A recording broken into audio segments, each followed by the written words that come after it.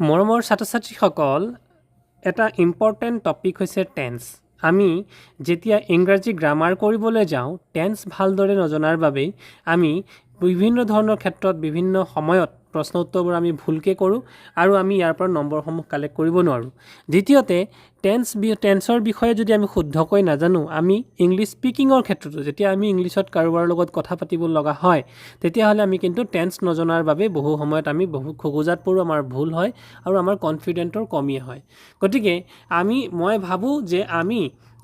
আৰম্ভণিতে আমি টেন্সৰ সম্পৰ্কে বিশদ বা ভালকৈ জ্ঞান লৈ ল'ব পাৰিলে কিন্তু ইংলিছ স্পিকিঙৰ ক্ষেত্ৰত যথেষ্ট আমাৰ সুবিধা হৈ যায়। গতিকে আজিৰ এই ভিডিঅ'টোত মই টেন্স সম্পৰ্কে আৰু টেন্সৰ যি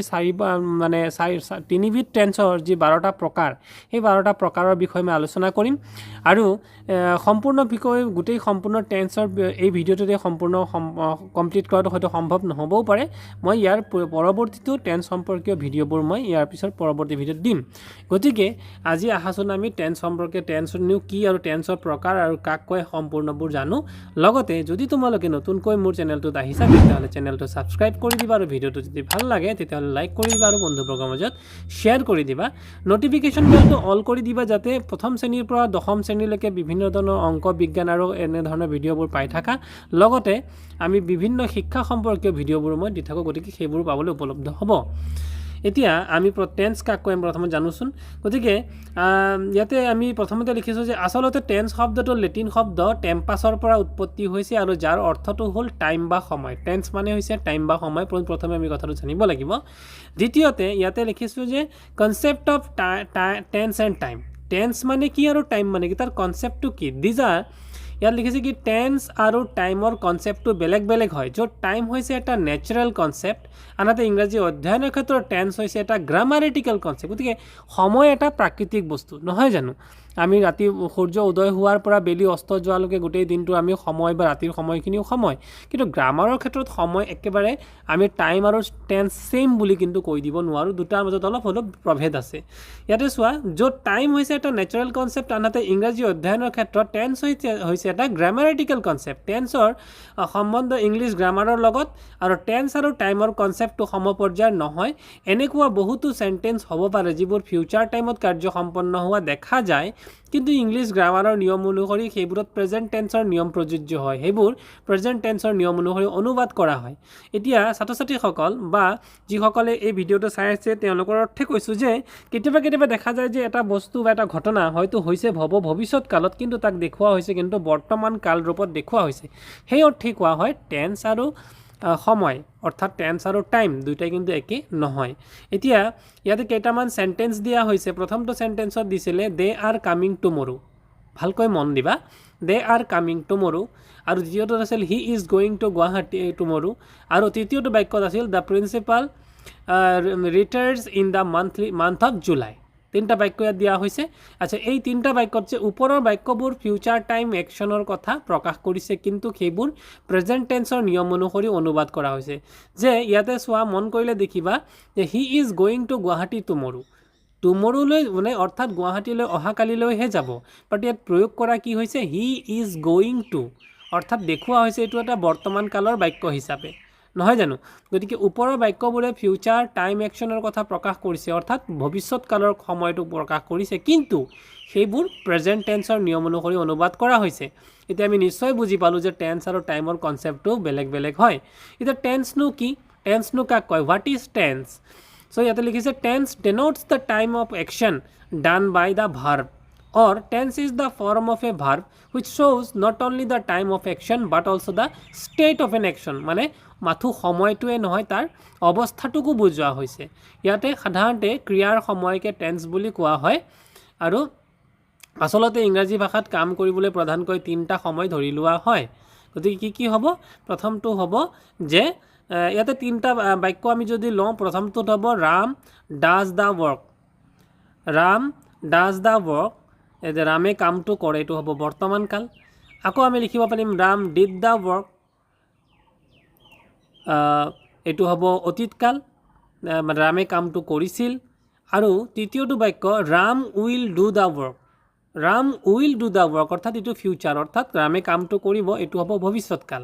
যে এটা হৈছে বৰ্তমান কাল বৰ্তমান যিটো অতীতকাল মানে যিটো নেকি আগতে যিটো ঘটনা আগত হৈ গ'ল যে ৰামে কামটো কৰিছিল ৰাম ডিড দ্য ৱৰ্ক গতিকে এইটো হ'ব পাষ্ট টেন্স আৰু ৰামে কামটো কৰিব তেতিয়াহ'লে এইটো ভৱিষ্যতত কৰিব গতিকে এইটো হ'ব ভৱিষ্যৎ কাল বা ফিউচাৰ টেন্স গতিকে আমি টেন্স কেই প্ৰকাৰৰ পালোঁ টেন্স আমি পালোঁ তিনি প্ৰকাৰৰ প্ৰেজেণ্ট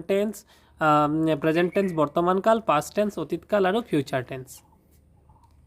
আমি পোনপ্ৰথমেই পালোঁ প্ৰেজেণ্ট টেন্স অৰ্থাৎ বৰ্তমান কাল গতিকে বৰ্তমান কালৰো কিন্তু চাৰিটা ভাগ আছে গতিকে বৰ্তমান কালৰ চাৰিটা ভাগ আমি যদি ইংৰাজীত ক'বলৈ যাওঁ সেই ভাগবোৰ হ'ব আমি বৰ্তমান কাল মানে পাইছোঁ প্ৰেজেণ্ট টেন্স আৰু প্ৰেজেণ্ট টেন্সৰ ভাগবোৰ হ'ল প্ৰথমটো হ'ল প্ৰেজেণ্ট ইনডিফিনিট টেন্স দ্বিতীয়টো হ'ল প্ৰেজেণ্ট কণ্টিনিউৱাছ টেন্স আৰু তৃতীয়টো হ'ল প্ৰেজেণ্ট পাৰফেক্ট টেন্স আৰু চতুৰ্থটো হ'ল প্ৰেজেণ্ট পাৰফেক্ট কণ্টিনিউৱাছ টেন্স গতিকে এই চাৰিটা ভাগ আমি পালোঁ গতিকে এতিয়া প্ৰেজেণ্ট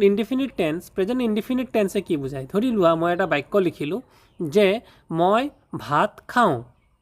আই ইট ৰাইচ নহয় জানো গতিকে এইটো হ'ব প্ৰেজেণ্ট ইনডিফিনিট টেন্স আচ্ছা তাৰপিছত একেটা বাক্যই সেই ভাত খোৱা বাক্যটোৱে যদি বৰ্তমানে মই কৰি থাকোঁ তেতিয়াহ'লে মই ক'ব লাগিব আই এম ইটিং ৰাইচ নহয়নে বাৰু আৰু তৃতীয়টো যদি আমি প্ৰেজেণ্ট পাৰফেক্ট টেন্সত কওঁ সেই বাক্যটোকে আমি ক'বলৈ যাম যে আই হেভ ইটেন ৰাইচ আৰু চতুৰ্থটো যদি আমি ক'বলৈ যাওঁ তেতিয়াহ'লে ক'ব আই হেভ বিন ইটিং ৰাইচ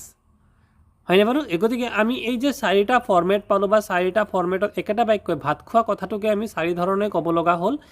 গোটেইকেইটা কিন্তু বৰ্তমান কালৰে বাক্য এতিয়া প্ৰেজেণ্ট ইনডিফিনিট টেন্স এতিয়া আমি পোনপ্ৰথমে বুজি ল'ব লাগিব যে প্ৰেজেণ্ট ইনডিফিনিট টেন্স মানে কি প্ৰেজেণ্ট কণ্টিনিউৱাছ টেন্স মানে কি প্ৰেজেণ্ট পাৰফেক্ট টেন্স মানে কি আৰু প্ৰেজেণ্ট পাৰফেক্ট কণ্টিনিউৱাছ টেন্স মানে কি গতিকে প্ৰেজেণ্ট ইনডিফিনিট টেন্সৰ প্ৰথমটো প্ৰেজেণ্ট ইনডিফিনিট টেন্স কাক কয় যে এই প্ৰেজেণ্ট ইনডিফিনিট টেন্স হৈছে এই টেন্সে বৰ্তমান সময়ত অনিৰ্দিষ্টভাৱে কোনো এটা কাম কৰা বা হোৱা বুজায় অনিৰ্দিষ্টভাৱে মই ভাত খাওঁ বুলি কৈছোঁ ভাত খোৱাটো মানে কি হয়তো মই ডেইলি খাওঁ যিটো কাম আমি সাধাৰণতে ডেইলি কৰোঁ বা অভ্যাসগতভাৱে কৰোঁ বা যিবোৰ কাম চিৰন্তন সত্য ইউনিভাৰ্চেল ট্ৰুথ তেনেবোৰ বাক্যই হৈছে প্ৰেজেণ্ট ইনডিফিনিট টেন্স হয় এই টেন্সে বৰ্তমান সময়ত অনিৰ্দিষ্টভাৱে কোনো এটা কাম কৰা বা হোৱা বুজায় ইয়াৰ ষ্ট্ৰাকচাৰটো হৈছে ছাবজেক্ট তাৰপিছত হৈছে মেইন ভাৰ্ব আৰু তাৰপিছত হৈছে অবজেক্ট আৰু এক্সটেনশ্যন এটা ছাবজেক্ট মানে কি ছাবজেক্ট মানে হৈছে যাৰ দ্বাৰা কামটো হয় সাধাৰণতে হি শ্বি তেওঁ তাই তেখেত এইবোৰ শব্দ যেনে ইট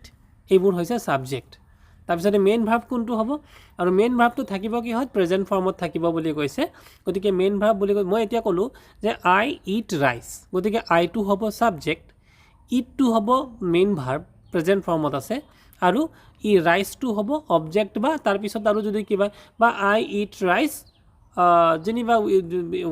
যেনিবা তুমি ক'লা যে with that is vegetarian meals মানে মই নিৰামিষ খাদ্য বা আমিষ খাদ্য মই খাইছোঁ গতিকে এনেকুৱা ধৰণৰ বাক্যবোৰত হি বা সি থাকিলে এইটোৱে হ'ব আমাৰ ছাবজেক্ট বুজাব তাৰপিছত যিটো ভাৰ্ব অৰ্থাৎ যিটো ক্ৰিয়া যেনে ইয়াতে ইট বুলি ক'লোঁ যেনে আই গ' টু স্কুল তেতিয়াহ'লে আইটো হ'ব ছাবজেক্ট গ' টু হ'ব ভাৰ্ব যিটো প্ৰেজেণ্ট ফৰ্মত আছে টু স্কুলটো হ'ব এক্সটেনশ্যন ঠিক আছে ইয়াতে কেইটামান উদাহৰণ দিছে চোৱা ইয়াত দিছে যেনে আই ৰিড বুক মই কিতাপ পঢ়োঁ ঠিক আছে তাৰপিছত আছিলে হি ৰিডছ এ বুক তেওঁ এখন কিতাপ পঢ়ে তাৰপিছত আছিলে ইউ ৰিড এ বুক তুমি এখন কিতাপ পঢ়া আৰু মালতী ৰিডছ এ বুক ইয়াতে মালতীয়ে ৰিডছ এ বুক অৰ্থাৎ মালতীয়ে এখন কিতাপ পঢ়ে এই বাক্যবোৰ দিছে এতিয়া দিছে কি rules of present indefinite tense গতিকে প্ৰেজেণ্ট ইনডিফিনিট টেন্স আমাৰ কেতিয়া কেতিয়া হয় গতিকে আমাৰ প্ৰথমটো ৰুল আছিলে নম্বৰ এ গতিকে নম্বৰ এত তোমালোকে মন দিবা যে প্ৰেজেণ্ট ইনডিফিনিট টেন্সৰ ছাবজেক্টটো থাৰ্ড পাৰ্চন ছিংগুলাৰ নাম্বাৰ হ'লে মেইন ভাৰ্বৰ লগত এছ বা ই এছ যোগ কৰিব লাগে তো কৈছে কি প্ৰেজেণ্ট ইনডিফিনিট টেন্সৰ ছাবজেক্ট মানে মই কোনবোৰ ক'লোঁ হি শ্বি এইবোৰ হৈছে ছাবজেক্ট মন কৰিবলগীয়া যে আই উই ইউ এইবোৰ কিন্তু এটা এটা ছাবজেক্ট গতিকে আই উই আৰু ইউৰ বাহিৰে আন যিকোনো ছাবজেক্টেই থাৰ্ড পাৰ্চন হয় তেতিয়াহ'লে আমি এইটোৱে মনত ৰাখিব লাগিব যে বাকী তোমালোকে পাৰ্চনটো ইতিমধ্যে পাবা পাৰ্চনটো মানে হৈছে কি কোনো এটা কাম ধৰি লোৱা কোনো এটা বাক্য মই ক'লোঁ যে বেলি পূবফালে উদয় হয় গতিকে মই কৈছোঁ কোৱা নাই জানো গতিকে যিহেতু মই কৈছোঁ মই হ'ম ফাৰ্ষ্ট পাৰ্চন হয়তো নিশ্চয় আন কাৰোবাৰ এজনক কৈছোঁ তেওঁ হ'ব যাক কৈছোঁ তেওঁ হ'ব ছেকেণ্ড পাৰ্চন আৰু কাৰ বিষয়ে কৈছোঁ বেলিটোৰ বিষয়ে কৈছোঁ গতিকে বেলিটো হ'ব থাৰ্ড পাৰ্চন ঠিক তেনেকৈ মই যেনিবা ক'লোঁ ৰাম এজন ভাল ল'ৰা গতিকে নিশ্চয় কথাটো কোনে ক'লে মই ক'লোঁ গতিকে মই হ'ম ফাৰ্ষ্ট পাৰ্চন আই ফাৰ্ষ্ট পাৰ্চন কাক ক'লোঁ হয়তো তোমাক ক'লোঁ বা বেলেগ এজনক ক'লোঁ তেতিয়াহ'লে ইউটো হ'ব ছেকেণ্ড পাৰ্চন আৰু কাৰ বিষয়ে ক'লোঁ ৰামৰ বিষয়ে ক'লোঁ গতিকে ৰাম হ'ব থাৰ্ড পাৰ্চন ঠিক আছে গতিকে মন কৰিবলগীয়া যে আই উই আৰু ইউৰ বাহিৰে আন যিকোনো ছাবজেক্টেই থাৰ্ড পাৰ্চন হয় সেইবোৰ হয়তো ছিংগুলাৰ নাম্বাৰো হ'ব পাৰে নাইবা প্লুৰেল নাম্বাৰো হ'ব পাৰে এতিয়া ইয়াতে দিছে কি নোট মানে নোট বিশেষকৈ note below' if the main verb ends with O' S S তাৰপিছত C H X S H then E S is added মানে কি হৈছে মেইন ভাৰ্বটোৰ যদি শেষৰ আখৰটো কি হ'ব লাগিব যদি অ' থাকে বা ডাবল এছ থাকে বা চি এইচ থাকে বা এক্স থাকে বা এছ এইচ থাকে তেনে ক্ষেত্ৰত শেষত আমি ই এছ লগাবলগীয়া হয় কেতিয়া থাৰ্ড পাৰ্চন ছিংগুলাৰ নাম্বাৰ হ'লে ছিংগুলাৰ নাম্বাৰ মানে একবচন মানে যোনটো বস্তু মাত্ৰ এটা এতিয়া হি মানে হৈছে তেওঁ বা তেখেত বা সি নহয় জানো গতিকে এই হিৰ ক্ষেত্ৰত কি হৈ যাব হি মানে এজন মানুহকে নিশ্চয় বুজায় গতিকে হিটো হ'ব থাৰ্ড পাৰ্চন হ'ব আৰু ছিংগুলাৰ নাম্বাৰ হ'ব এইমাত্ৰ মই ইতিমধ্যে কৈ গৈছোঁ যে আই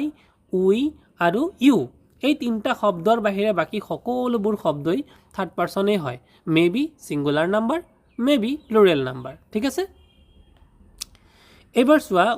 ৱাচৰ শেষৰ আখৰটো কি আছে চি এইচ দি পেলাই আৰম্ভ হৈছে গতিকে এইবিলাকত কি লগাব লাগিব এছ লগাব লাগিব যিহেতু ইয়াত ৰুলটোত কৈয়ে দিছে যে যদি শেষত O' S S C H X S H এইবিলাক থাকে তেতিয়াহ'লে আমি ই এছ লগাব লাগে তেতিয়াহ'লে ইয়াতে ৱাচ আছিলে ৱাচৰ লগত ই এছ যোগ হৈছে কেচৰ লগত কেচেছ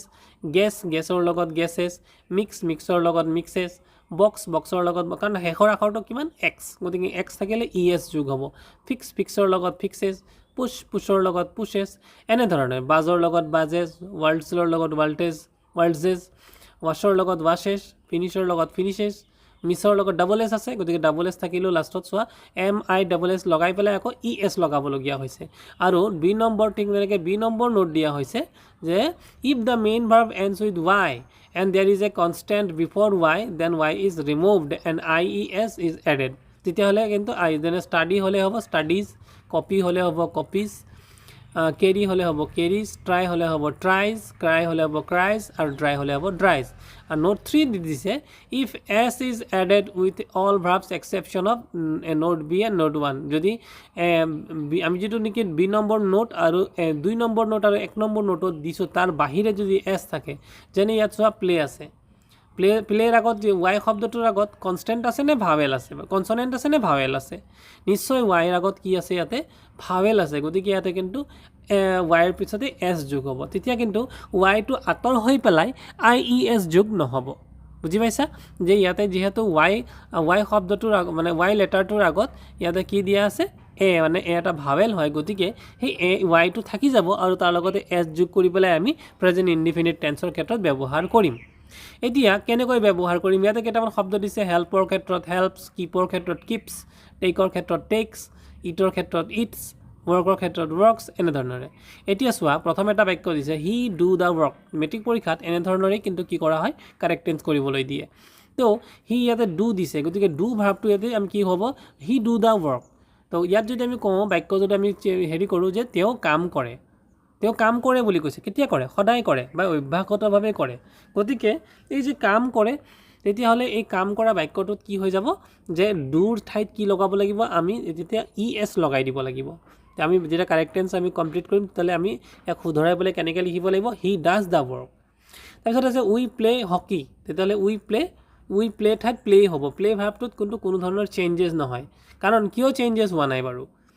ইয়াতে চেঞ্জ নোহোৱাৰ কাৰণটো হৈছে তোমালোকে ছাবজেক্টটো মন কৰা ছাবজেক্টটো কি ছাবজেক্টটো হৈছে উই অৰ্থাৎ এইটো হৈছে কি ফাৰ্ষ্ট পাৰ্চন আৰু ফাৰ্ষ্ট পাৰ্চনৰ ক্ষেত্ৰত ভাৰ্বৰ লগত এছ বা ES কিন্তু যোগ নহয় গতিকে ইয়াতে অনলি প্লে দিয়া হৈ আছে তাৰপিছত চাবা সীতা গো টু স্কুল গতিকে সীতাটো কি হ'ব সীতাৰ বিষয়ে মই কৈছোঁ তোমাক বা বেলেগ এজনক কৈছোঁ গতিকে মই ফাৰ্ষ্ট পাৰ্চন তুমি বা বেলেগ এজন হ'ব ছেকেণ্ড পাৰ্চন আৰু সীতা হ'ব থাৰ্ড পাৰ্চন আৰু সীতা বুলি ক'লে এজনী ছোৱালী গতিকে থাৰ্ড পাৰ্চন ছিংগুলাৰ নাম্বাৰ আৰু থাৰ্ড পাৰ্চন ছিংগুলাৰ নাম্বাৰ হ'লে যিটো মেইন ভাৰ্ব থাকে তাৰ লগত কি যোগাব লাগে এছ বা ES যিহেতু ইয়াতে গো ভাৰ্বটো আছে গতিকে গৌৰ লগত কি লাগি যাব ES গতিকে উত্তৰটো হ'ব সীতা গোজ টু স্কুল ঠিক তেনেকৈ ৰাইট আছে ইউটো হৈছে ছেকেণ্ড পাৰ্চন গতিকে ছেকেণ্ড পাৰ্চনত কিন্তু এছ বা ES যোগ নহয় গতিকে you write a letter you ঠাইত ইউএ আছে তাৰপিছত আছে ৰাম হ'ব third third person singular number গতিকে চোৱা ৱৰ্ক ভাৰ্বটোৰ লগত ৱৰ্কছ এটাত এছ এটা লগাই দিয়া হৈছে এয়া হৈছে ৰুল তাৰপিছত ছেকেণ্ড ৰুলটো আছিল বৰ্তমানৰ অভ্যাসগত কাম বুলি ক'লে প্ৰকাশ কৰিবলৈ নাইবা বাক্যত যদি মন কৰিবা বাক্যত যদি every sometimes occasionally daily regularly generally never usually always weekly monthly, often, alternatively, early, once, twice, thrice, at 10 o'clock, at 8 a.m., at 4 p.m. আদি থাকিলে সেই বাক্যটো প্ৰেজেণ্ট ইনডিফিনিট টেন্সত লিখা হয় যেনে ইয়াতে এটা বাক্য দিছে he take his bath in the morning নহয়নে বাৰু গতিকে গা কেতিয়া ধুৱে ইয়াতে সদায় মৰ্ণিঙত কেইটা বজাত ধুৱে মানে ৰাতিপুৱাই ধুৱে সদায় ৰাতিপুৱা ধুৱে তেওঁতো দুপৰীয়া বা আবেলি ধোৱাৰ কথাটো ইয়াত উল্লেখ নাই বা তেওঁ সেইটো অভ্যাস গতিকে যিহেতু তেওঁ সদায় গা ধুৱে ৰাতিপুৱা গতিকে ইয়াতে এইটো এটা অভ্যাস বুজাইছে আৰু অভ্যাসগত কৰ্মৰ ক্ষেত্ৰত প্ৰেজেণ্ট ইনডিফিনিট টেন্স হয় গতিকে ইয়াত যিটো ভাৰ্ব দিয়া আছে টেক নহয় জানো গতিকে টেক ভাৰ্বটোৰ লগত কি হৈ যাব এছ যোগ কৰি পেলাই ই হৈ যাব টেক্স গতিকে এনেধৰণৰে কি হ'ব আমি এই অভ্যাসবোৰ আমি গম পাব লাগিব গতিকে এইটো হ'ব টেক্স হৈ গ'ল he takes his bath in the morning তেওঁ ৰাতিপুৱাই গা ধুৱে দ্বিতীয়টো বাক্য হাৰি গ' টু স্কুল এভৰিডে শব্দটো আছে মানে সদায় যায় মানে কি হ'ব এইটো এটা অভ্যাসগত কৰ্ম সেইকাৰণে গ' ঠাইত কি লিখা হৈছে কাৰেক্ট টেন্স যদি আমাক কৰিবলৈ দিয়ে তেতিয়া কি হৈ যাব গ'জ হ'ব তাৰপিছত আছে আই ৰিড নিউজ পেপাৰ ডেইলি তো ডেইলি পঢ়ে গতিকে ৰিড ভাৰ্বটো আকৌ কোনো কাৰণতে চেঞ্জ নহয় ৰিড তোমালোকে পাইছা গতিকে ৰিডৰ ঠাইত আৰু ইয়াতে চেঞ্জ হ'বও কেনেকৈ যিহেতু ইয়াতে ছাবজেক্ট কি দিছে ছাবজেক্টটো হৈছে আই নহয় জানো আই হ'লে ফাৰ্ষ্ট পাৰ্চন হৈ গ'ল গতিকে ফাৰ্ষ্ট পাৰ্চনত কিন্তু কোনো ধৰণৰ চেঞ্জেছ নহয় ফাৰ্ষ্ট পাৰ্চন ছেকেণ্ড পাৰ্চন এনেবোৰত চেঞ্জ নহয় চেঞ্জ কেতিয়া হয় অনলি থাৰ্ড পাৰ্চন হ'ব লাগিব আৰু ছিংগুলাৰ নাম্বাৰ হ'ব লাগিব তেতিয়া মেইন ভাৰ্বৰ লগত এছ বা ই এছ যোগ হয় দ্য মেন নেভাৰ টেল গতিকে ইয়াতে টেইলৰ জেগাত কি আছে টেইলছ কিয় হৈ গ'ল কাৰণ দ্য মেন মানুহজন গতিকে মানুহজন হ'ব থাৰ্ড পাৰ্চন ছিংগুলাৰ নাম্বাৰ ঠিক তেনেকৈ দিছ ফেমিলি ক'লে ইয়াতে কেইটা ফেমিলিৰ কথা বুজাইছে নিশ্চয় এটা পৰিয়ালৰ কথা বুজাইছে সেইকাৰণে গ' ঠাইত কি লগোৱা হৈছে গ'জ অৰ্থাৎ থাৰ্ড পাৰ্চন ছিংগুলাৰ নাম্বাৰ হ'লে মেইন ভাৰ্বৰ লগত এই এছ যোগ হৈছে তাৰপিছতে শ্বি প্লে চেছ ৰেগুলাৰলি এতিয়া শ্বি বুলি ক'লেও থাৰ্ড পাৰ্চন ছিংগুলাৰ নাম্বাৰ গতিকে প্লেৰ ঠাইত কি হ'ব প্লেচ দ্য বাছ ইউজুৱেলি শব্দটো আছে আৰু ইয়াতে এৰাইভ দ্য বাছ বুলি ক'লে কেইখন বাছৰ কথা বুজোৱা হৈছে এখন বাছৰ কথা বুজোৱা হৈছে ই হ'ব থাৰ্ড পাৰ্চন ছিংগুলাৰ নাম্বাৰ গতিকে এৰাইভ শব্দটোৰ লগত এৰাইভছ বাছখন সাধাৰণতে ৰাতিপুৱা 8 বজাত উপস্থিত হয় তাৰপিছত হৈছে ৰাজু অলৱেজ ৰিড গতিকে ইয়াতে কি হ'ব ৰিডৰ লগত এছ যোগ হৈছে হয়নে বাৰু গতিকে ৰাজু হৈছে থাৰ্ড পাৰ্চন ছিংগুলাৰ নাম্বাৰ তাৰপিছত দিছে কি চি নম্বৰ চিৰসত্য কথা অৰ্থাৎ ইউনিভাৰ্চেল ট্ৰুথ প্ৰকাশ কৰিবলৈ মানে যিবোৰ সদায় চিৰন্তন সত্য বাক্য যেনে মিল্ক দিছে আৰু বি দিছে আৰু হোৱাইট দিছে তেতিয়াহ'লে মিল্ক বি হোৱাইট মানে মিল্ক ইজ হোৱাইট বি ঠাইত বি ভাৰ্বৰ কেইটা ৰূপ থাকে বি ভাৰ্বৰ প্ৰেজেণ্ট টেন্সত ৰূপ তিনিটা হ'ল এম ইজ আৰু আৰ আৰু পাষ্ট টেন্সত ৰূপ কেইটা হ'ল ৱাজ ৱেৰ ঠিক আছে গতিকে ইয়াত যে বি ভাৰ্বটো আছে ইয়াতে ধুনীয়াকৈ লিখিও দিয়া আছে যে বি ভাৰ্বৰ ৰূপ কেইটা হৈছে am is are in present tense হ'ব গতিকে তাৰপিছত দিছে আইজ ফ্লট অন ৱাটাৰ গতিকে ইয়াতে আইজ শব্দটো হৈছে থাৰ্ড পাৰ্চন নহয় জানো আৰু ই চিৰন্তন সত্য বাক্য গতিকে ফ্লটৰ ঠাইত কি হ'ব ফ্লটছ তাৰপিছত মেন বি মৰ্টেল বি আছে গতিকে মেন ইজ মৰ্টেল ইজ লাগিব দ্য ছান ৰাইজ বেলি উদয় হয় কোনফালে উদয় হয় পূবফালে গতিকে সদায় হয় নে এদিন হয় সদায় হয় গতিকে এইটো অভ্যাসগত বা চিৰন্তন সত্য বাক্য এইটো অভ্যাসগত নহয় বেলি পূবফালে উদয় হয়তো চিৰন্তন সত্য বাক্য আৰু সেইকাৰণে ৰাইজৰ লগত কি লাগিছে এছ এটা যোগ হৈ গৈছে ৰাইজেছ ৱাটাৰ ফ্ল' পানী বৈ যায় গতিকে তাত হ'ব বৈ যায় গতিকে ফ্ল'জ হ'ব এছ এটা লাগি যাব হৈ গ'ল তাৰপিছতে মেন ডাই গতিকে মানুহ মৰণশীল গতিকে এইটো মেন ডাইজ মানুহ মৰে বাৰ্ডছ ফ্লাই শব্দটোৰ লগত কি হ'ব তেতিয়াহ'লে বাৰ্ডছ ইয়াতে ফ্লাইয়ে হৈছে কাৰণ কিয় ফ্লাই হৈ গ'ল ইয়াতে ফ্লাইজ হ'ব লাগিছিল বাৰ্ডটো হৈছে থাৰ্ড পাৰ্চন কিন্তু থাৰ্ড পাৰ্চন হ'লেই নহ'ব থাৰ্ড পাৰ্চন ই হৈছে ছিংগুলাৰ নাম্বাৰ গতিকে হ'ব birds fly third person plural নাম্বাৰৰ ক্ষেত্ৰত কিন্তু ভাৰ্বৰ কোনো ধৰণৰ পৰিৱৰ্তন নহয় তাৰপিছত আছে ব্লাড বি ৰেড গতিকে ব্লাড ইজ ৰেড ব্লাডটো থাৰ্ড পাৰ্চন আৰু সেইকাৰণে বি ঠাইত আমি বহাব লাগিব ইজ গতিকে এনেধৰণে বহুকেইটা ইয়াতে এক্সাম্পল দিয়া হৈছে the sun set in the west set মানে অস্ত যোৱা বেলি পশ্চিম ফালে মাৰ যায় গতিকে মাৰ যোৱাৰ ক্ষেত্ৰত আমাৰ কি লিখিব লাগিব ছেট ভাৰ্বটোৰ লগত এছ যোগ কৰিব লাগিব the earth move round the sun গতিকে বেলি কোনফালে মানে মুভ ৰাউণ্ড দ্য ছান, গতিকে বেলি পৃথিৱীটো সূৰ্যৰ চাৰিওফালে ঘূৰে। গতিকে যিহেতু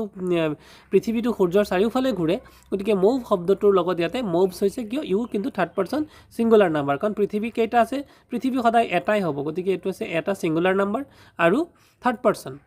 মই মানে আই, ইউ আৰু উই এই তিনিটা শব্দৰ বাহিৰে বাকীবোৰ হৈছে থাৰ্ড পাৰ্চন, আৰু ইয়াতে এইটো ছিংগুলাৰ নাম্বাৰ, গতিকে মুভৰ ঠাইত কি হ'ব মুভছ। ঠিক আছে, এয়া আছিল আমাৰ এক্সাম্পল দ্য মুন শ্বাইন, এইটো হ'ব শ্বাইনছ। তাৰপিছত অৱস্থান, লোকেশ্যন বা স্থিতি বুজাবলৈ প্ৰেজেণ্ট ইনডিফিনিট টেন্স ব্যৱহাৰ হয়। এই কথাটো কেনেকৈ বুজাইছোঁ, যেনে গুৱাহাটী ষ্টেণ্ড, তেতিয়াহ'লে এইটো ষ্টেণ্ডৰ ঠাইত কি হৈ যাব ষ্টেণ্ডছ, হয়নে বাৰু? Guwahati stands on the bank of the Brahmaputra.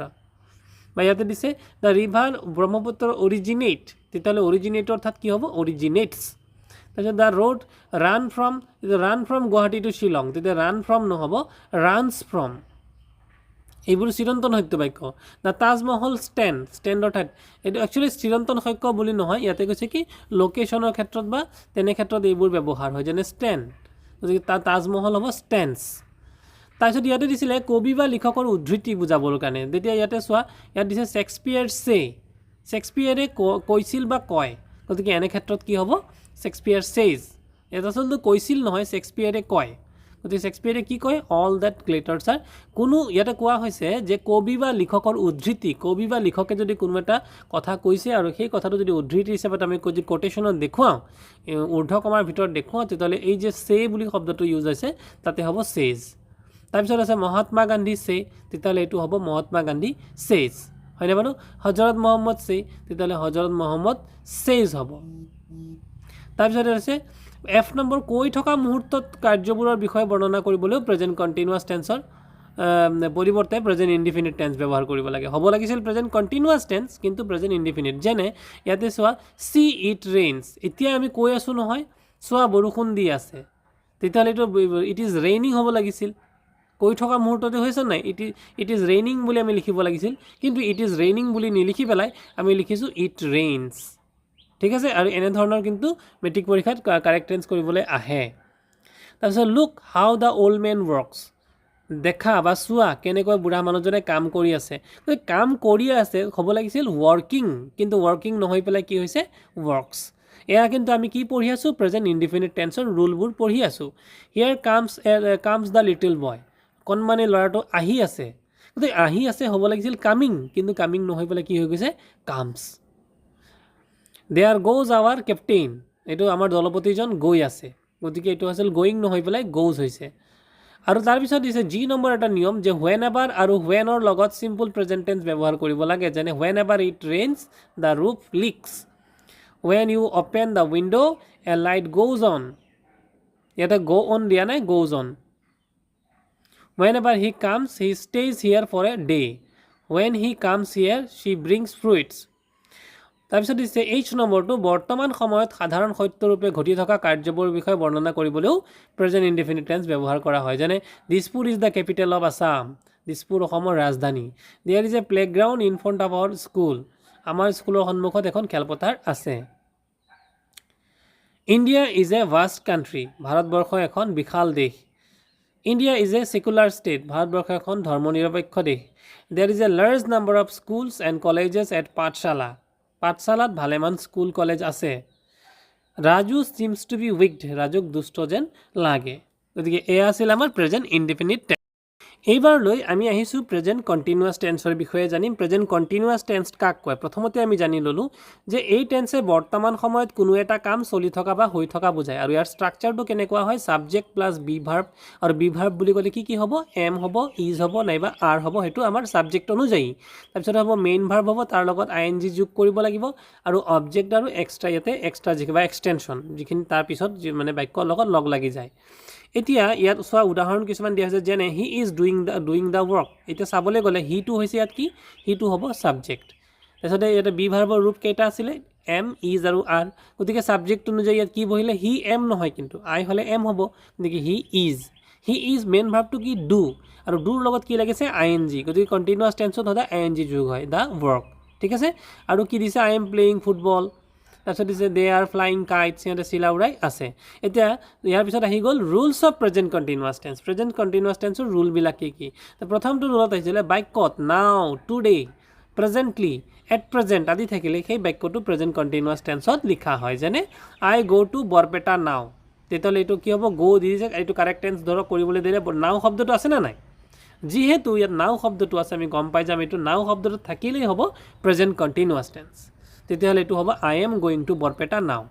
Shi drive a new car today, তেতিয়াহ'লে এতিয়া টুডে বুলি আছে নে নাই? তেতিয়াহ'লে কি হ'ব? শ্বি ইজ হ'ব ড্ৰাইভিং।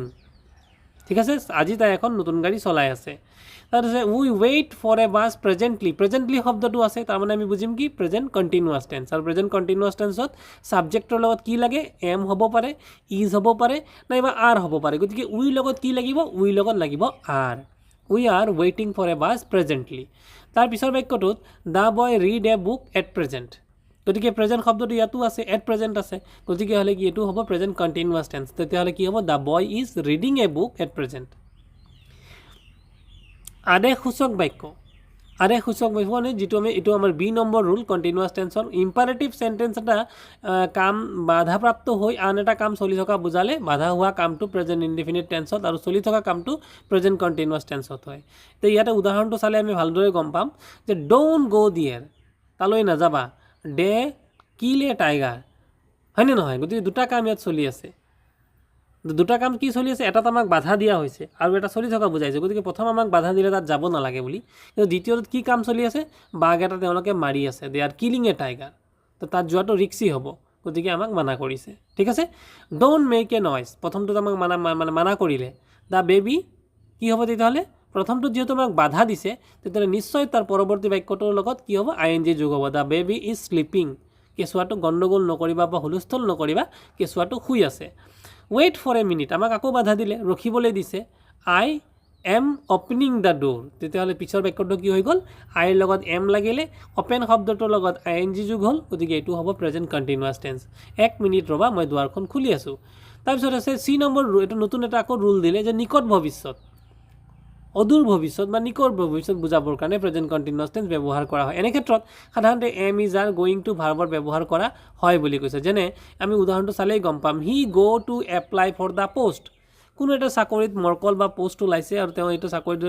মকৰলৰ বাবে তেওঁ এপ্লাই কৰিব, গতিকে he is going to apply for the post, ইয়াত গ' আছে, গতিকে তেওঁ কামটো জাষ্ট অদূৰ ভৱিষ্যত মানে খুব সোনকালে কৰিবলৈ গৈ আছে নে নাই, গতিকে এনেবোৰ ক্ষেত্ৰত হ'ব লাগিছিল এইটো কি? ভৱিষ্যৎকালৰ বাক্য, কিন্তু এইটো কি হওক দেখুওৱা হৈছে? প্ৰেজেণ্ট কণ্টিনিউৱাছ হিচাপত দেখুওৱা হৈছে। তেওঁ পোষ্টটোৰ বাবে এপ্লাই কৰিব, কৰা নাই, এপ্লাই কৰিবলৈ গৈ আছে। আমি অসমীয়াতো কওঁ কামটো মই কৰিবলৈ গৈ আছোঁ, কামটো কৰিবলৈ গৈ আছোঁ মানে কেতিয়া? হয়তো অহাকালি কৰিব পাৰে, কিন্তু অহাকালিৰ বাক্যটো হ'ব লাগিছিল কি? ভৱিষ্যৎকাল, কিন্তু ইয়াত ভৱিষ্যৎকাল দেখুওৱা নহয়, প্ৰেজেণ্ট কণ্টিনিউৱাছ হিচাপত দেখা হয়। আকৌ কি হ'ব পাৰে? আই গ' টু ৰেইন চুন, ইট গ' টু ৰেইন চুন, নহয় জানো? বৰষুণ এই অতি সোনকালে বৰষুণ দিবলৈ গৈ আছে। আমি কেতিয়াবা বতৰৰ অৱস্থাটো দেখিলেই গম পাওঁ, তেতিয়াহ'লে এইটো হ'ব it is going to rain very soon. ঠিক আছে, ইট ইজ গোয়িং শব্দটো ব্যৱহাৰ হ'ল। The girl go' to sums, the girl is going to do Shams,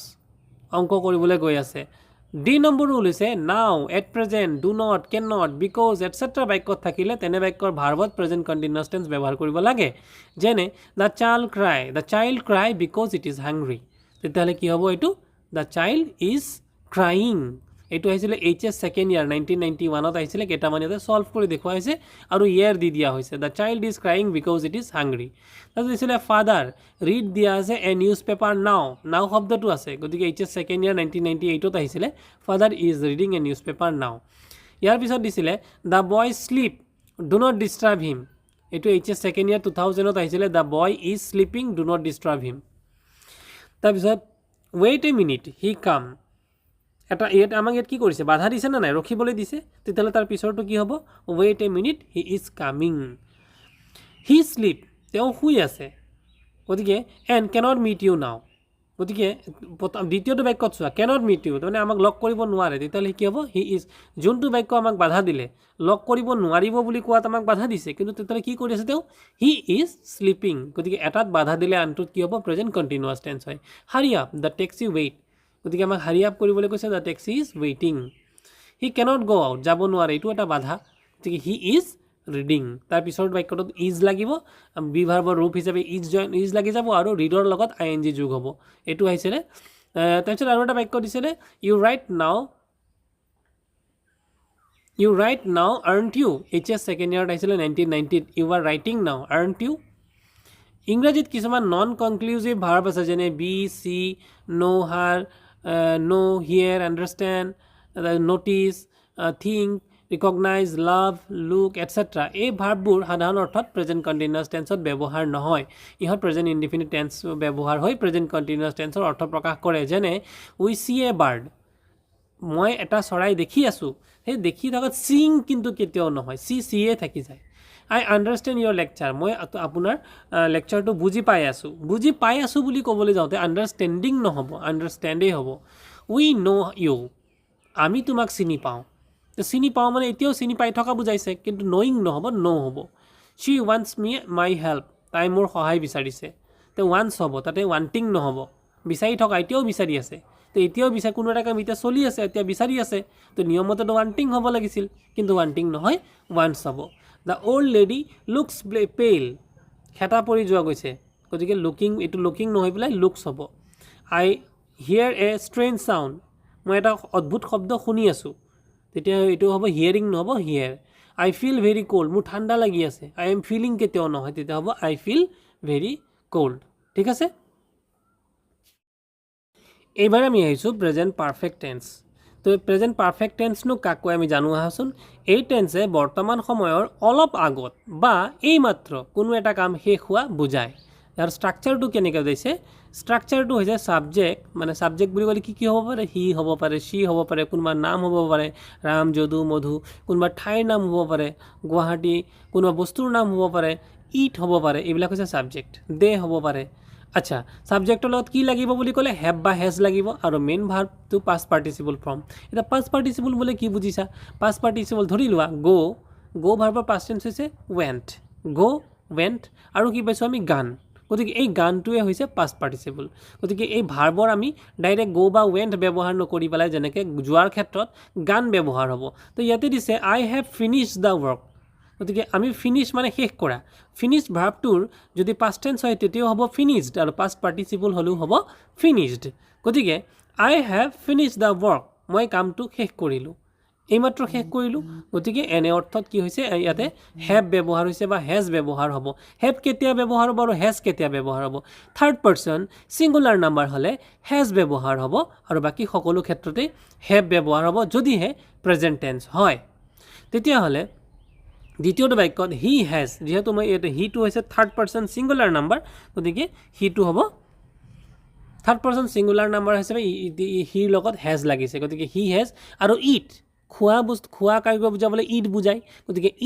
at eaten গতিকে ইটেনটো হৈ গ'ল পাষ্ট পাৰ্টিচিপল গতিকে ইয়াতে কি আমি যিটো ইয়াতে ফৰ্মেটৰ কথা কৈছিলোঁ ফৰ্মেটটো হৈছে ছাবজেক্ট তাৰপিছত আছিলে হেভ বা হেজ তাৰপিছত আছিলে মেইন ভাৰ্বৰ পাষ্ট পাৰ্টিচিপল তাৰপিছত আৰু এক্সটেনশ্যন বা অবজেক্ট গতিকে ইয়াতে হি হেজ ইটেন ৰাইচ গতিকে হি মানে হৈ গ'ল ছাবজেক্ট হেজ বা হেভ হৈ গ'ল তাৰপিছত ইট মানে হৈ গ'ল মেইন ভাৰ্বটো আৰু ইটৰ পাষ্ট পাৰ্টিচিপলটো হৈছে মেইন ভাৰ্ব নহৈ পেলাই ইটেন ঠিক আছে আৰু হৈ গ'ল ৰাইচ তাৰপিছতে তাৰ পিছৰ বাক্যটো আছিল দে হেভ প্লেড ক্ৰিকেট গতিকে ইয়াতে দে মানে হৈছে ছাবজেক্ট হেভ বা হেজ লাগিবই তো দেৰ লগত কি লাগিব দেৰ লগত নিশ্চয় হেভ লাগিব আৰু মেইন ভাৰ্বটো হৈছে প্লে আৰু পাষ্ট পাৰ্টিচিপলটো হৈছে প্লেড গতিকে ইয়াত প্লে নহয় পেলাই হ'ব প্লেড হ'ব আৰু বাকী হৈছে ক্ৰিকেটটো হৈছে এক্সটেনশ্যন বা অবজেক্ট তাৰপিছত শ্বি হেজ ডান হাৰ ডিউটি গতিকে ইয়াতো চি হৈছে ছাবজেক্ট হেভ বা হেজটো লাগিবই এইটো ফৰ্মেটত তাৰপিছত হৈ গ'ল ডান তাৰপিছত হৈ গ'ল ডু ডিড ডান গতিকে পাষ্ট পাৰ্টিচিপলটো হ'ব ডান হাৰ ডিউটি হ'ব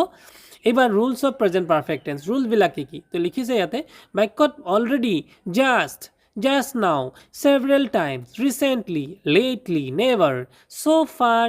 ever up to now this year আদি থাকিলে সেই বাক্যটো প্ৰেজেণ্ট পাৰফেক্ট টেন্সত লিখা হয় যেনে the boy already post the letter গতিকে ইয়াত অলৰেডি শব্দটো আছে গতিকে দ্য বয় হেজ কি হৈ গ'ল দ্য বয়টো হৈছে ছাবজেক্ট আৰু আমি ইতিমধ্যে পঢ়িছোঁ হেভ বা হেজ লাগিব গতিকে হেজ হৈ গ'ল অলৰেডিও মানে ইতিমধ্যে আৰু প'ষ্টৰ মেইন ভাৰ্বটো দিয়া আছে প'ষ্ট গতিকে প'ষ্টৰ পাষ্ট পাৰ্টিচিপল কি হ'ব প'ষ্টেড গতিকে হ'ব প'ষ্টেড হৈ গ'ল তাৰপিছত দ্বিতীয়টো বাক্যটোত আই ৰিচিভ দ্য মানি জাষ্ট নাও তেতিয়াহ'লে ইয়াত কি হ'ব আই হেভটো লগাবই লাগিব আৰু ৰিচিভৰ পাষ্ট পাৰ্টিচিপল হৈছে received I have receive the money just নাও গতিকে জাষ্ট নাও যিহেতু আছে আমি গমেই পাব লাগিব এইটো কি হ'ব এইটো হ'ব প্ৰেজেণ্ট পাৰফেক্ট টেন্স তাৰপিছত she just arrive at the station just শব্দটো আছেই গতিকে শ্বি হেজ জাষ্ট এৰাইভৰ পাষ্ট পাৰ্টিচিপলটো হ'ব এৰাইভড তাৰপিছত আছে recently the price of petrol go' up তেতিয়াহ'লে petrol the price of petrol has go past participle to be go went gone গতিকে ইয়াত হৈ যাব gone up have you ever seen the Taj Mahal নহয়নে বাৰু তো ইয়াতে কি হৈ গ'ল এইটো ডাইৰেক্টলি কৰিয়ে দিয়া আছে have you ever ইয়াতে see মানে দেখা see so seen গতিকে ইয়াতে এনসাৰটোৱে দিয়া আছে seen হ'ব আৰু ইয়াতে have টো হৈছে যেহেতু এইটো এটা প্ৰেজেন্ট পাৰফেক্ট টেন্সৰ বাক্য আৰু প্ৰশ্নবোধকত দিয়া আছে মানে ইন্টাৰোগেটিভ sentence I never see the Taj Mahal তেতিয়াহ'লে ইয়াত কি হ'ব ইয়াতে never seen হ'ব সিৰ past participle see so seen আৰু have আছে মই কেতিয়াও দেখা নাই নিগেটিভ অৰ্থত গতিকে ইণ্টাৰগেটিভ অৰ্থত প্ৰশ্নবোধক অৰ্থটো কৈ দিলে আৰু নিগেটিভ অৰ্থটো কৈ দিলে এইবাৰ প্ৰেজেণ্ট পাৰফেক্ট টেন্সত ব্যৱহাৰ কৰা দ্বিতীয়টো নিয়ম হ'ল বাক্যত সিন্স ফৰ yet থাকিলে সেই বাক্যটো যদি নিগেটিভ হয় তেন্তে সেই বাক্যটো প্ৰেজেণ্ট পাৰফেক্ট টেন্সত লিখা হয় ইয়েছ এটা ইম্পৰ্টেণ্ট এটা কথা আমি বহুতে জানো যে সিন্স ফৰ এইবিলাক থাকিলে প্ৰেজেণ্ট পাৰফেক্ট কণ্টিনিউৱাছ হয় বুলি জানো ঠিক আছে কিন্তু সিন্স ফৰ যদি নিগেটিভ অৰ্থত হয় তেতিয়াহ'লে সেইটো কি হৈ যাব প্ৰেজেণ্ট পাৰফেক্ট কণ্টিনিউৱাছ নহয় পেলাই প্ৰেজেণ্ট পাৰফেক্ট টেন্স হ'ব তো কেতিয়া হ'ব প্ৰেজেণ্ট পাৰফেক্ট টেন্সত লিখা হয় বাক্যৰ অৰ্থ কৰা নাই দেখা নাই যোৱা নাই খোৱা নাই এনেকুৱা হয় যেনে Ram not receive any letter from Rajen since last year যোৱা বছৰৰ পৰা কোনো পোৱা নাই কোনো মানে চিঠি পোৱা নাই তেতিয়াহ'লে ইয়াতে নিগেটিভ অৰ্থ আছে না নাই নিগেটিভ যোৱা বছৰৰ পৰাই পোৱা নাই গতিকে সেইটো নিগেটিভ অৰ্থ থকাৰ কাৰণে এইটোত কি হৈ যাব হেজ লগাব লাগিব আৰু যিটো মেইন ভাৰ্ব ৰিচিভৰ পাষ্ট পাৰ্টিচিপল হ'ব ৰিচিভড তাৰপিছত যোৱা বছৰ নেক্সট আছিল it not rain for a month এমাহ ধৰি বৰষুণ দিয়া নাই তেতিয়াহ'লে ইট কি হ'ব ইট হেজ নহয় জানো নিগেটিভ অৰ্থত আছে গতিকে ইয়াত কি হ'ব ৰেইনৰ পাষ্ট পাৰ্টিচিপলটো হ'ব rained it has not rained for a month তাৰপিছত আকৌ আছে I not see a tiger yet তো এতিয়ালৈকে মই বাঘ দেখা নাই নেদেখা অৰ্থত আছে আগৰে পৰাই বিচাৰি আছে কিন্তু এতিয়াও বিচাৰি পোৱা নাই গতিকে আই হ'ব আইৰ লগত লাগিব হেভ আৰু চিৰ পাষ্ট পাৰ্টিচিপলটো হৈ যাব চিন ঠিক তেনেকৈ I not go' to Shillong since last year I has not gone to Shillong since last year খুব ধুনীয়াকৈ এইবিলাক বিভিন্ন ধৰণৰ উদাহৰণ ইয়াত দিয়া হৈছে তোমালোকে মেট্ৰিক পৰীক্ষাৰ কাৰণে অতি সহজে ইয়াতে সাজু হ'ব পাৰিবা মেট্ৰিক আৰু হায়াৰ ছেকেণ্ডেৰীৰ বাবে কাৰেক্ট টেন্স ইয়াৰ পৰাই তোমালোকে প্ৰস্তুত কৰি ল'ব পাৰিবা আৰু প্ৰতিটো নিয়ম খুব সুন্দৰকৈ ইয়াতে উপস্থাপন কৰা হৈছে they not play football for the last 2 years they have not played football for the last 2 years সিহঁতে যোৱা 2 বছৰ ধৰি ফুটবল খেলা নাই আৰু চি নম্বৰ ৰুলটো প্ৰেজেণ্ট পাৰফেক্ট টেন্সৰ ক্ষেত্ৰত চি নম্বৰ ৰুলটো হৈছে অতীত কালত শেষ হৈ যোৱা কাৰ্যবোৰৰ ফল এতিয়ালৈকে চলি থাকিলে তেনে কাৰ্যবোৰৰ বিষয়ে বৰ্ণনা কৰিবলৈ প্ৰেজেণ্ট পাৰফেক্ট টেন্স ব্যৱহাৰ কৰা হয় যেনে আই হেভ বট এ নিউ কাৰ মই এটা নতুন গাড়ী কিনিছোঁ তো গাড়ীটো কিনিলে আগতেই কিন্তু তাৰ ফলটো তেতিয়াও ভোগ কৰি আছে নে নাই গতিকে এইটো ক্ষেত্ৰতো প্ৰেজেণ্ট পাৰফেক্ট টেন্স হয় যেনে ইয়াতে হ'ব হেভ তাৰপিছত আকৌ নেক্সট বাক্যটোত he has lost his mother মাকক হেৰুৱাইছে কিন্তু তাৰ বেদনা এতিয়াও আছে গতিকে হ'ব হেজ ফলটো কিন্তু যদি এতিয়ালৈকে চলি থাকে ফলটো যদি এতিয়াও ভোগ কৰি থাকে তেতিয়াহ'লে তেনে বাক্য হ'ব present perfect tense they have arrive there তাৰপিছত হ'ব ৰামু হেজ গান টু হাউলিলৈ গ'ল এতিয়াও কিন্তু উভতি অহা নাই তাতেই তেওঁ সেইটো ফলাফল ভোগ কৰি আছে গতিকে এনেধৰণৰ বাক্য হ'ব প্ৰেজেণ্ট পাৰফেক্ট টেন্স ইয়াৰ পিছত আমি গুচি যাম present perfect continuous present perfect continuous tense কাক কয় এই টেন্সে অতীতত কোনো এটা কাম আৰম্ভ হৈ বৰ্তমানৰ বহু সময়লৈকে চলি থকা বা কৰি থকা বুজায় আৰু ইয়াৰ ফৰ্ম কি বুলি ক'লে অতীতত কোনো এটা কাম আৰম্ভ হৈছিল এতিয়াও চলি আছে যেনে ধৰি লোৱা আমি ক'লোঁ যে ৰাতিপুৱাই বৰষুণ দিছিল ৰাতিপুৱাৰে পৰা বৰষুণ দি আছে মানে বৰষুণ দিয়া কামটো কেতিয়াৰ পৰা হৈছে ৰাতিপুৱাৰে পৰা হৈ আছে আৰু এতিয়াও চলি আছে তাৰমানে অতীতত বা যোৱা ইমান বছৰ ধৰি আমি ইয়াতে বাস কৰি আছোঁ তো যোৱা ইমান বছৰৰ আগতেই কামটো আৰম্ভ হৈছে বাস কৰা কামটো আৰম্ভ হৈছে কিন্তু এতিয়াওতো আমি কৰি আছোঁ গতিকে অতীততে কোনো এটা কাম আৰম্ভ হৈ এতিয়াও যদি চলি থকা বুজায় তেতিয়াহ'লে প্ৰেজেণ্ট পাৰফেক্ট কণ্টিনিউৱাছ হয় আৰু ইয়াৰ যিটো ফৰ্মেটটো হ'ব প্ৰথমতে আমি লিখিম ছাবজেক্ট হি শ্ৰী ৰাম যদু মধু গুৱাহাটী ইত্যাদি তাৰ আগত তাৰপিছত হ'ব হেভ বা হেজ তাৰপিছত হেভ বা হেজটো আমি ছাবজেক্ট অনুযায়ী বহাব লাগিব তাৰপিছতে হ'ব বিন আৰু তাৰপিছত হ'ব মেইন ভাৰ্বৰ লগত ING আৰু অবজেক্ট আৰু এক্সট্ৰা মানে এক্সটেনশ্যন ঠিক আছে যেনে they have been playing football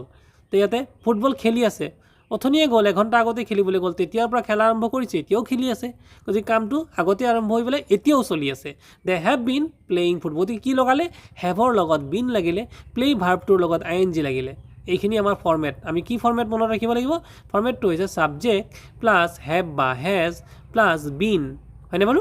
এইখিনি দ্বিতীয়টো বাক্যত হি has been reading a novel তেওঁ এটা নভেল পঢ়ি আছে নভেলটো আৰম্ভ হৈছে দ্বিতীয়টো বাক্যত আছিলে he has been reading a novel নভেলটো তেওঁ আগতে পঢ়ি আছে আগৰ পৰাই পঢ়ি আছে এতিয়াও পঢ়ি আছে তো এইটো হৈ গ'ল he has been reading a novel তেওঁ এখন উপন্যাস পঢ়িয়েই আছে she has been working for a long time has been শ্বীৰ লগত হেভ নহয় তেতিয়া হ'ব has third person singular number হ'লে হৈ গৈ has she has been working for a long time বহু সময় ধৰি কাম কৰিয়েই আছে ইউ হেভ বিন ৱেইটিং ফৰ মি তুমিও মোৰ বাবে অপেক্ষা কৰিয়েই আছা এইটো এটা ৰুল হৈ গ'ল এতিয়া তাৰ উদাহৰণবোৰ দেখুওৱা হ'ল এতিয়া আহি গ'ল ৰুল প্ৰেজেণ্ট পাৰফেক্ট কণ্টিনিউৱাছ টেন্সৰ কি ৰুল আছে ইয়াত সাধাৰণতে এটা ৰুল দিয়া হৈছে যে বাক্যত চিন্স বা ফৰ থাকিলে আৰু সেই বাক্যটো যদি এফাৰ্মেটিভ হয় নিগেটিভ নহ'ব কিন্তু তেন্তে বাক্যটো প্ৰেজেণ্ট পাৰফেক্ট কণ্টিনিউৱাছ টেন্সত লিখা হয় ইতিমধ্যে আমি পঢ়ি আহিছোঁ চিন্স বা ফৰ যদি থাকে আৰু যদি নিগেটিভ বাক্য হয় নেতিবাচক বাক্য হয় তেনে ক্ষেত্ৰত কিন্তু সেইটো প্ৰেজেণ্ট পাৰফেক্ট টেন্স হয় কিন্তু যদি নিগেটিভ নহৈ পেলাই এফাৰ্মেটিভ তেতিয়াহ'লে এফাৰ্মেটিভ বাক্য হ'লে তেতিয়া এইটো কিন্তু প্ৰেজেণ্ট পাৰফেক্ট কণ্টিনিউৱাছ টেন্স হ'ব যেনে his father work in the school for last 10 years যোৱা 10 বছৰ ধৰি তেওঁৰ দেউতাকে এখন স্কুল এখন বিদ্যালয়তে কাম কৰি আছে তেতিয়াহ'লে হ'ব his father has been his father is A third person singular number দেউতাক কেইজন এজন ছিংগুলাৰ নাম্বাৰ আৰু তেওঁৰ দেউতাক গতিকে এইটো হ'ব থাৰ্ড পাৰ্চন মানে কি যাৰ বিষয়ে কোৱা হয় এই বাক্যটো কোনে কৈছে নিশ্চয় তুমি কৈছা বা মই কৈছোঁ কাক কৈছোঁ বেলেগ এজনক কৈছোঁ আৰু কাৰ বিষয়ে কৈছোঁ তেওঁৰ দেউতাকৰ বিষয়ে গতিকে তেওঁৰ যাৰ বিষয়ে কোৱা হয় তেওঁ হয় থাৰ্ড পাৰ্চন তেওঁৰ দেউতাই এখন বিদ্যালয়তে যোৱা 10 বছৰ ধৰি কাম কৰি আছে হৈছে তাৰ পিছৰটো বাক্যত দিয়া হৈছে we live in this village since 1996 আমি এই গাঁওখনত 1996 চনৰ পৰা বাস কৰি আহি আছোঁ তো উই হেভ বিন উইৰ লগত হেভ লাগিব আৰু বিনটো লাগিব এইটো ফৰ্মেট লিভৰ লগত কি যোগ হ'ব ING যোগ হ'ব এইটো হৈছে ইয়াৰ ফৰ্মেট 1996 চনৰে পৰা আমি এখন গাঁৱত বাস কৰোঁ তাৰপিছত আছে ইট ৰেইন চিন্স মৰ্ণিং ৰাতিপুৱাৰে পৰা বৰষুণ দি আছে ইট হেজ বিন ইটৰ লগত হেজ বিন লাগিব it has been raining since morning I have been trying to learn English for a long time দীৰ্ঘদিন ধৰি মই ইংৰাজী শিকিবলৈ চেষ্টা কৰি আছোঁ my mother has been cooking for an hour মোৰ মায়ে এঘণ্টা ধৰি ৰন্ধা বঢ়া কৰি আছে তাৰপিছতে বি নম্বৰতে আৰু এটা ৰুল দিছিলে প্ৰেজেণ্ট কণ্টিনিউৱাছ টেন্সত ব্যৱহাৰ নোহোৱা নন কনক্লুচিভ ভাৰ্ববোৰ প্ৰেজেণ্ট পাৰফেক্ট কণ্টিনিউৱাছতো ব্যৱহাৰ নহয় যেনে বাক্যত চিন্স ফৰ দিয়া থাকে এই ভাৰ্ববোৰ প্ৰেজেণ্ট পাৰফেক্ট টেন্সত ব্যৱহাৰ হৈ প্ৰেজেণ্ট পাৰফেক্ট কণ্টিনিউৱাছ টেন্সৰ অৰ্থ প্ৰকাশ কৰে যেনে আই ন' হিম ফৰ এ লং টাইম ইয়াতে বহুদিন ধৰি আমি এজন মানুহক চিনি পাওঁ নহয় জানো কোনো এটা চিনি পোৱা কামটো বহুত আগতে আৰম্ভ হৈছে কিন্তু এতিয়াওতো চলি আছে তো এইটোতো হ'ব লাগিছিল আই হেভ বিন শব্দৰ বিন শব্দটো লগাব লাগিছিল কিন্তু নাই লগোৱা তেনে এইটো লেখাত কিন্তু এনেকৈ আমি লিখোঁ I have known him for a long time ঠিক আছে এনেধৰণে লিখা হয় কিন্তু যদিও এনেধৰণে লিখা হয় বুজাই কিন্তু ই প্ৰেজেণ্ট পাৰফেক্ট কণ্টিনিউৱাছ লিখাৰ ইয়াৰ পেটাৰ্ণটো কিন্তু হেভ বিন বা হেজ বিন নহয় বা ন' আছে নয়িং কিন্তু ব্যৱহাৰ নহয় তেতিয়া হ'ব ন'ন এইটো কিন্তু মনত ৰাখিব এনেকুৱা প্ৰশ্ন মেট্ৰিকত কিন্তু আহিয়ে থাকে বা হায়াৰ ছেকেণ্ডেৰীত এইটো কমন প্ৰশ্ন তাৰপিছত ধৰা ইয়াতে দিছে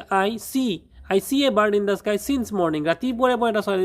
ইয়াতে হ'ব লাগিছিল I have been হ'ব লাগিছিল নহ'ব I have seen a bird in the sky since morning আৰু এটা বাক্য they have heard a strange sound outside the room for 2 hours গতিকে ছাত্ৰ ছাত্ৰীসকল তথা যিসকলে মোৰ চেনেলটোত চাই আছে সকলোৰে অৰ্থতে এয়া আছিল প্ৰেজেণ্ট টেন্সৰ 4টা ভাগ আৰু পৰৱৰ্তী ভিডিঅ'টোত মই পাষ্ট টেন্স আৰু ফিউচাৰ টেন্সৰ বিষয়ে জনাম যদি আপোনালোকে ভিডিঅ'টো ভাল পাইছে নিশ্চয় লাইক কৰি দিব নতুন প্ৰথমবাৰৰ বাবে যদি চেনেলটো ওলাইছে চেনেলটো ছাবস্ক্ৰাইব কৰি দিব এনেধৰণৰ শিক্ষা সংক্ৰান্তীয় শিক্ষামূলক ভিডিঅ'বোৰ মই দি থাকোঁ আৰু যদি আপোনালোকৰ ইয়াৰ মাজতে কিবা জনাবলগীয়া আছে মোক কমেণ্ট কৰিব আৰু যদি কিবা ইয়াৰ মাজত মই দিব লগা আছে আপোনালোকে কমেণ্ট কৰি নিশ্চয় মোক জনাব থেংক ইউ